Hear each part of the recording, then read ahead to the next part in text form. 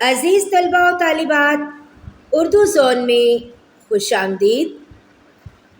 جماعت دہم نیشنل بک فاؤنڈیشن کی نئی درسی کتاب جو کہ فیڈرل اور پنجاب بورڈ کے نصاب کے عین مطابق ہے، اس کتاب کا حصہ غزل جس کی آج ہم آخری غزل پڑھیں گے، عنوان ہے یوں کہنے کو پیرایا اظہار بہت ہے۔ اس کی شاعرہ ہیں زہرا نگار صاحبہ۔ سب سے پہلے ان کا تعارف جان لیتے ہیں۔ ان کا اصل نام زہرا نگاہ جو ہے، ان کا اصل نام فاطمہ زہرا ہے۔ فاطمہ زہرا ان کا پیدائشی نام تھا اور آپ 1936 میں پیدا ہوئیں۔ آپ کی پیدائش 1936 میں حیدرآباد دکن میں ہوئی۔ آپ کا تعلق ایک تعلیم یافتہ اور ادبی تعلیمی گھرانے سے تھا اور آپ کے والد قمر مقصود ایک نامور شخصیت تھے۔ بات کریں ان کے بہن بھائیوں کی تو مشہور ڈرامہ نگار فاطمہ ثریا بجیا ان کی بہن اور انور مقصود ان کے بھائی ہیں۔ یہ سب بہن بھائی فنون لطیفہ سے وابستہ رہے۔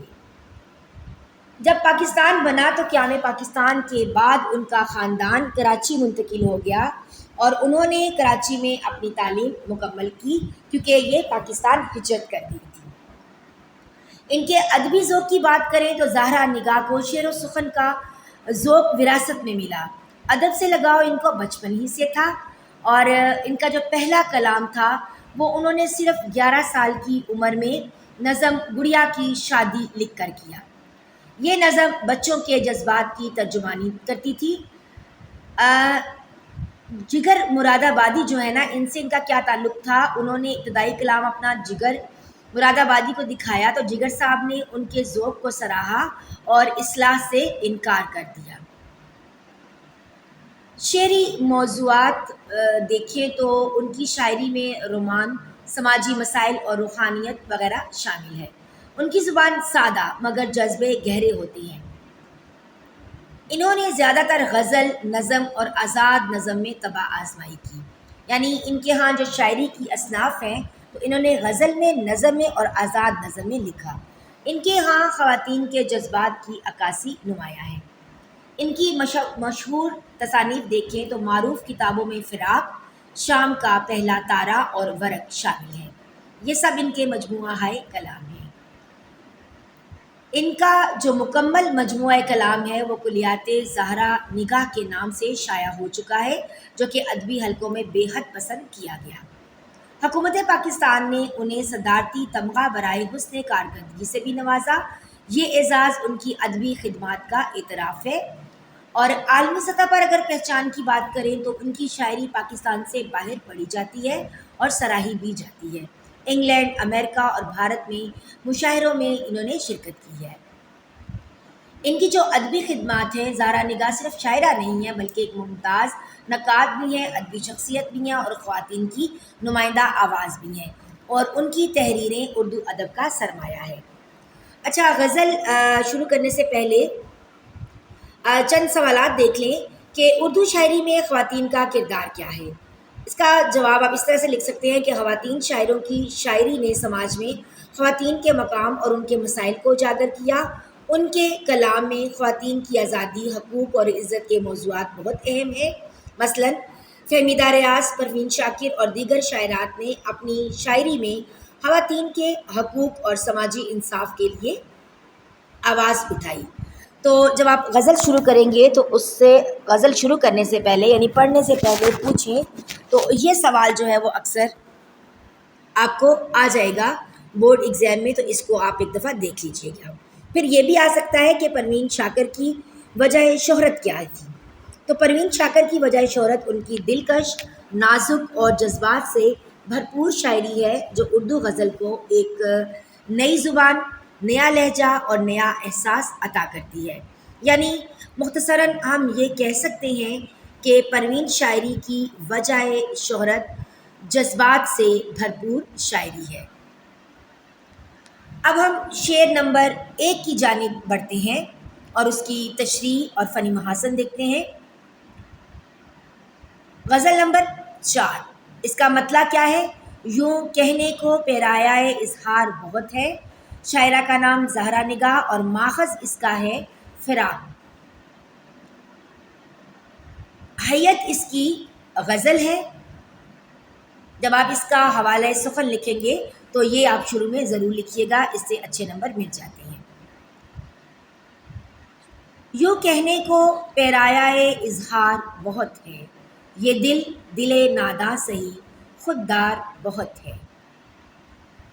غزل کا مطلب، مشکل الفاظ کے معنی دیکھتے ہیں۔ پیرایۂ اظہار یعنی بات کرنے کا انداز، دل نادان یعنی نادان دل، اور خوددار کہتے ہیں غیرت مند کو۔ اس شعر کا موضوع ہے کہ دل کی نادانی اور خودداری۔ اس شعر کا مفہوم جانتے ہیں کہ دل کی بات بیان کرنے کے انداز تو بہت ہوتے ہیں، مگر عشق میں دل نادان مشکلات سہنے کے باوجود اتنا خوددار ہے کہ اپنا دکھ بیان نہیں کرتا۔ اس شعر کے فنی محاسن کا جائزہ لیتے ہیں۔ پیرایۂ اظہار اور دل نادان جیسے خوبصورت مرکبات اضافی اس میں استعمال کیے گئے ہیں، اور خوددار جو ہے وہ اس میں مرکب تابع موضوع ہے۔ بڑھتے ہیں اس شعر کی تشریح کی جانب۔ یہ اس غزل کا مطلع ہے اور اس میں شاعرہ اپنے دل کی کیفیت بیان کر رہی ہیں۔ وہ سمجھتی ہیں کہ جذبات اور احساسات کو بیان کرنے کے یوں تو بہت سے طریقے اور انداز موجود ہیں، یعنی وہ اپنے اندر کی بات کو مختلف طریقوں سے ظاہر کر سکتی ہیں، لیکن اس کے ساتھ ہی وہ اپنے دل کی ایک خاص صفت بیان کرتی ہیں کہ اگرچہ یہ دل نادان اور سادہ لوح ہے، یعنی آسانی سے کسی پر بھروسہ کر لیتا ہے اور جذبات میں بہہ جاتا ہے، لیکن اس کے باوجود بھی یہ بہت خوددار ہے۔ یہ اپنی عزت نفس اور وقار کا بہت خیال رکھتا ہے۔ یہ اپنی کمزوریوں اور دکھوں کو ہر کسی کے سامنے آسانی سے ظاہر نہیں کرتا، بلکہ اپنی تکلیف کو اپنے اندر ہی رکھتا ہے اور کسی کے سامنے دستے سوال دراز کرنے سے گریز کرتا ہے۔ اگر ہم دیکھیں نا تو مجموعی طور پر اس شعر میں دل کی دو متضاد صفات کو بیان کیا گیا ہے۔ ایک طرف اس کی سادگی اور جذباتی پن ہے، تو دوسری طرف اس کی خودداری اور وقار ہے۔ تو آپ یہ بھی کہہ سکتے ہیں کہ اس میں صنعت تضاد کا بھی استعمال ہوا ہے۔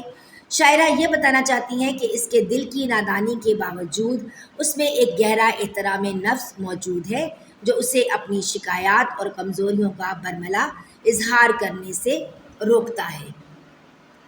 احمد فراز نے دل کی خودداری یوں بیان کی ہے، حوالے کا شعر لکھ سکتے ہیں: چپ چاپ اپنی آگ میں جلتے رہو فراز، دنیا تو عرض حال سے بے آبرو کرے۔ یا پھر آپ یہ بھی لکھ سکتے ہیں: تیری کج ادائی بھی دیکھ لی، تجھے کج ادا بھی نہ کہہ سکے، تیری سادگی کا فریب تھا، تجھے بے وفا بھی نہ کہہ سکے۔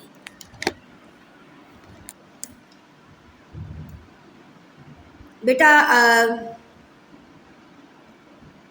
اگر ہم یہ کہیں نا کہ یہ شعر جو ہے دنیا میں احساسات کو بیان کرنے کے انداز کے بارے میں بتا رہا ہے، جیسے ہم اپنے احساسات کو بیان کرتے ہیں نا، جیسے آنکھوں سے بیان کرتے ہیں، الفاظ سے بیان کرتے ہیں، خاموشی سے بیان کرتے ہیں، یا حرکات و سکنات سے، مگر شاعر یہ کہتا ہے کہ اس کا جو دل ہے نا، جو نادان کہلاتا ہے، کسی بھی انداز سے اپنے جذبات کا اظہار نہیں کر سکتا، کیونکہ اگرچہ وہ سادہ ہے مگر اس میں ایک عظیم خوبی ہے، اور وہ خوبی کون سی ہے؟ وہ ہے خودداری۔ یہ دل اپنے درد کو چھپا کر رکھتا ہے، دوسروں کے سامنے خود کو بے بس ظاہر نہیں کرتا، نہ شکوہ کرتا ہے نہ فریاد۔ اس کی خاموشی دراصل وقار کی علامت ہے۔ وہ تکلیف میں بھی خود کو مضبوط کرتا ہے، جو اصل دانائی ہے۔ یہی وجہ ہے کہ شاعر اپنے دل کو نادان ہونے کے باوجود سب سے زیادہ سمجھدار اور باعزت سمجھتا ہے، یعنی کبھی لبوں پہ آئی نہیں مگر تھی دل کے پاس، یہ خاموشی بھی ایک انداز گفتگو نکلا۔ یہ شعر یہ بات بھی واضح کرتا ہے کہ بعض اوقات خاموشی الفاظ سے زیادہ اثر رکھتی ہے، دل کی خودداری ہی اس کے سکون اور وقار کی اصل وجہ ہے۔ جی تو اب اس شعر سے متعلق سوال دیکھ لیتے ہیں۔ سوال ہے کہ دل نادان سے کیا مراد ہے؟ آپ اس کا جواب یوں لکھ سکتے ہیں کہ اس سے مراد عشق میں سادہ اور جانثار دل کے ہیں، جو ہر قسم کی مشکلات سہتا ہے اور صبر سے جبر برداشت کرتا ہے۔ تو بیٹا یہاں پر آج ہم نے شعر نمبر 1 کی تشریح اور جو ہے شاعرہ کا تعارف، اور اس سے پہلے جو غزل پڑھنے سے پہلے کے جو سوالات تھے وہ کیے ہیں۔ فنی محاسن کے ساتھ ہم نے حوالے کے اشعار بھی پڑھے جانے۔ مجھے امید ہے کہ آپ کو پہلا شعر جو ہے اس کی تشریح فنی محاسن کے ساتھ اور حوالہ سخن کے ساتھ کرنا آ گئی ہوگی۔ اگر آپ ویڈیو دیکھتے ہوئے یہاں تک آپ پہنچے ہیں اور آپ کو ویڈیو اچھی لگی ہے تو ایک لائک اور شیئر کرنا مت بھولیے گا۔ اگر آپ ایک پیارا سا کمنٹ کر دیں گے تو اس سے میری حوصلہ افزائی ہوتی ہے۔ ملتے ہیں ایک نئے لیکچر کے ساتھ، تب تک کے لیے اجازت دیجیے، اپنی دعاؤں میں یاد رکھیے گا۔ اللہ حافظ۔